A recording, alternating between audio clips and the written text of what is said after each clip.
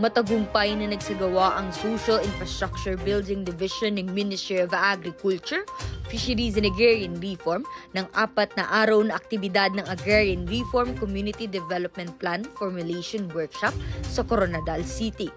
Ang ARC Development Plan ay isang komprehensibo na larawan ng sitwasyon ng ARC, ang mga taong naninirahan sa isang partikular na ARC at ang kanilang mga adhikain para sa kaunlaran.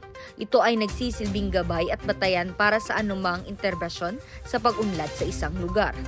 Ayon kay Director General for Agrarian Reform Services, Taugan S. Kikay, PhD, isa ito sa mahalagang aktibidad ng MAFAR, partikular ang Agrarian Reform Services, dahil ito ang panahon na kailangan nating maunawaan at pahalagahan ng pagkakaroon ng isang komprehensibo, tumpak at updated na ARCDP.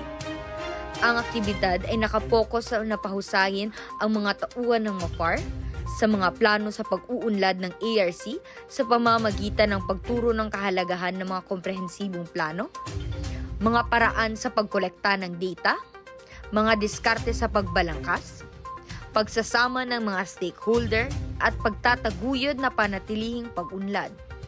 Ang mga tauhan ng rehiyon, mga opisyal ng munisipyo ng MAFAR at mga ARPT mula sa Maguindanao del Norte at Maguindanao del Sur at Lanao del Sur ay aktibong lumahok sa workshop upang makabuo ng mga plano at estratehiya na tutugon sa mga pangangailangan ng ARC. Mafaraming ani at kita, Serbisyong Bangsamoro, Bea Pedrosa, nag-uulat.